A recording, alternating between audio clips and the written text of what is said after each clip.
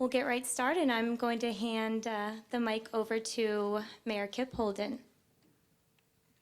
Thank you very much, and a pleasant good afternoon to all of you. And again, thank you for coming out for just the beginning of what's going to turn out to be one of the greatest nights in the history of this country. As we look at 51 young ladies who have said that I am here, and we all together want to make a difference in the quality of life for others. When these past 2.5 weeks are recorded in history, there will be people who will say that if we had people with the heart and the tenacity and people who would go out and work against the odds and not be down by negative things, but look up for the positive opportunities they will get tonight and those throughout this whole 2.5 weeks. To the leadership of Miss USA and Miss Universe, some of the hardest working people that you have ever seen in your life. And just because there's an obstacle in the way, the word stop is not in their vocabulary. To all of us in this city, in this state, and in this nation, and the world, the personalities exhibited by these young ladies and all of those who work together to make this night happen are personalities that are second to none. And George Bernard Shaw said, "Some men see things as they are and say, why? I dream things that never were and say, why not?" Why not was never questioned. In the words of that famous blues artist, Marvin Gaye, their words were, "Let's get it on." And so it is my pleasure to introduce a very special friend who came to us and never backed away, never doubted. But I'd like to introduce my great friend, Mr. Stan Hubbard, who's the CEO of Reels. My friend? Thank you, Mayor. 13 days ago, I never would have thought I'd be in Baton Rouge tonight, but am I happy to be here and with all of you. This came together for lots of interesting reasons, but we're here tonight to celebrate a wonderful event. And we've come to know Paula Shugart, who is one of the most tremendous executives I've ever come across. And it's through the strength of Paula and her team and a small team at Reels and everyone here on this stage, lots of people who have stepped up to come together, the community of Baton Rouge and the greater state of Louisiana. It's going to be a great night, and I predict it's going to be the best Miss USA ever. And with that, I'm going to turn this over to Nia Sanchez, the reigning Miss USA. Thank you. So thank you so much for having all of us here in this beautiful city of Baton Rouge. I was here last year. I know exactly how the girls are feeling. I know exactly where they're at right now. They're getting ready to step out on that stage and to give it their all. So thank you all, everybody here in the city of Baton Rouge, for having us. Thank you, Mayor Kip. Thank you, Steve. Thank you to LaBerge. And of course, Paula, our fearless leader. We love her so much. She has done an amazing thing for this organization. She is our rock and has continued to just have a happy face and really lead us. And so we're so thankful. And just want to pass the mic now on to Paula. Thank you, Nia. You have about 3 more hours. Nia and I were on this stage a year ago or 13 months ago. It's funny, I have new friends and I have old friends and I have an amazing just group of wonderful women behind me. The last few weeks have been interesting.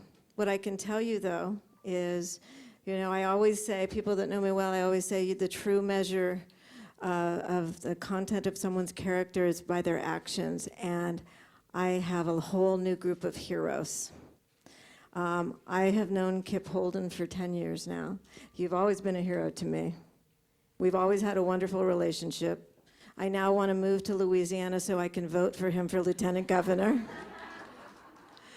When things happened a few weeks ago, he was somebody who called and said, "We're doing this together. You're not alone, and we've got great support." And I never doubted it.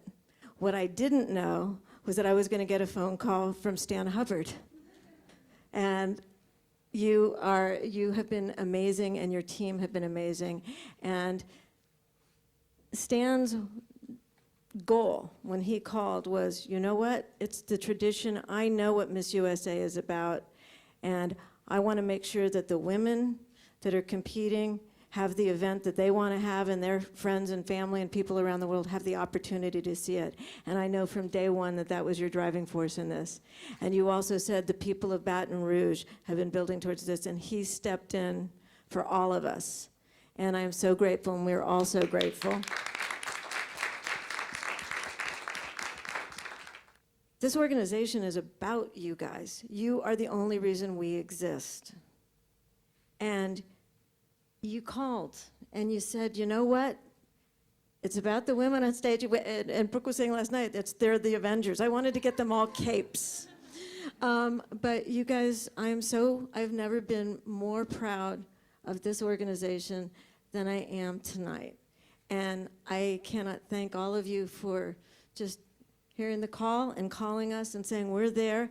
And without a doubt, we have the most beautiful panel.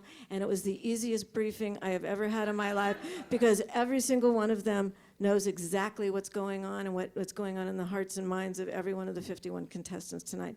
I love you all, and I thank you all.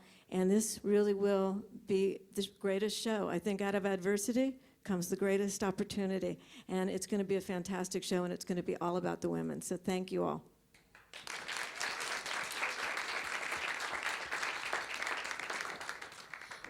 We'd like to ask if anyone has any questions for Paula Shugart. We saw that Donald Trump announced on Twitter he would not be here for the pageant tonight. How does that change things for you guys? I knew it was going to be Brooke. I just knew it was going to be Brooke. And I'm sorry, something interrupted me. I'm wondering if that changes anything as far as the pageant goes tonight, or as far as the brand of the pageant tonight.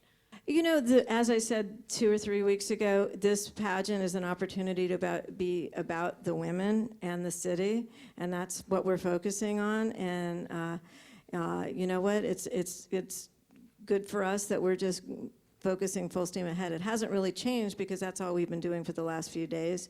And I know that there's a big campaign going on out west, and we're focusing here in Louisiana. Paula, speaking of that, for the next year, how do you think what has happened over the past couple of weeks will influence or impact whoever is crowned tonight, their next year? Do you think that'll impact their influence or what they'll be able to do as far as promoting the organization and their platforms? Well, I think it's actually an opportunity, and I think whoever gets the crown tonight obviously will be a very big spokesperson for our company. There's a lot of attention on the company right now, and I think that's a great opportunity, because people that don't know pageants go with the stereotype of a pageant. And we have had the opportunity to break stereotypes. When you see and read the stories of the women that are competing, those that have faced obstacles, overcome obstacles, have been fearless.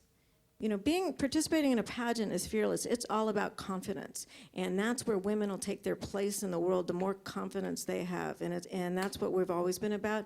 The person that is the face of our company will have to be very, very confident, and I think it's the opportunity to really break those stereotypes and show what we really are about. Okay, I think 2 more questions.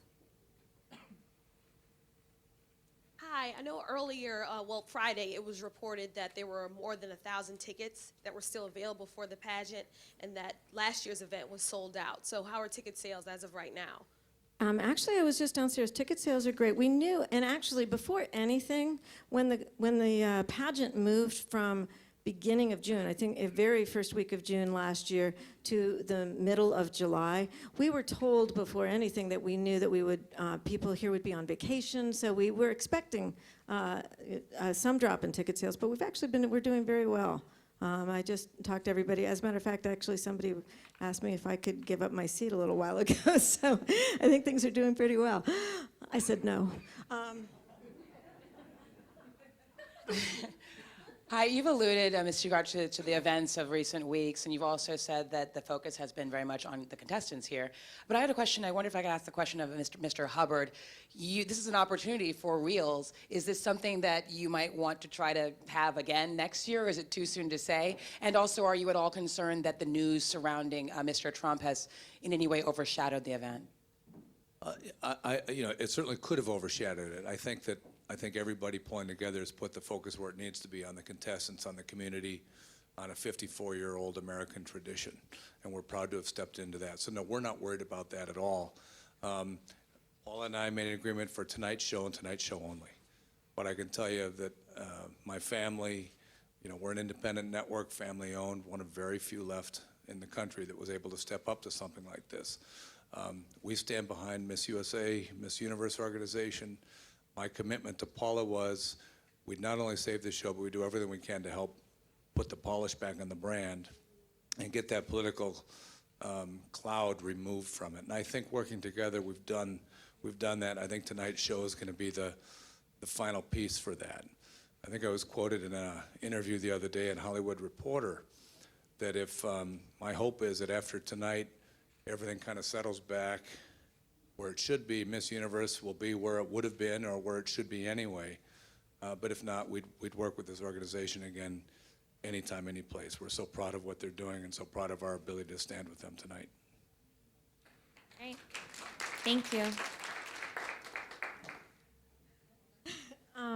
And does everyone know? I'd like to introduce our judging panel, because I'm presuming everybody knows, but obviously Tara Connor, Miss USA 2006. Brooke Lee, Miss USA and Miss Universe 1997.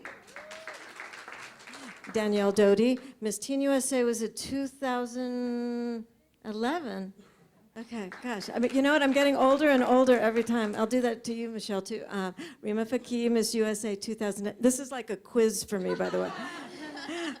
Leila Lopez, and I will not say your married last name, but Miss Universe 2011, Michelle McLean.